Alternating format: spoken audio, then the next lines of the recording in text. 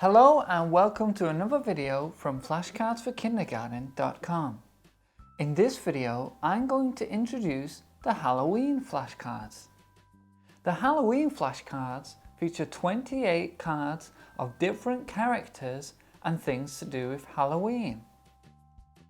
Use the cards to review sentence patterns you have already learned, like what do you eat when it's Halloween? I eat pumpkin pie.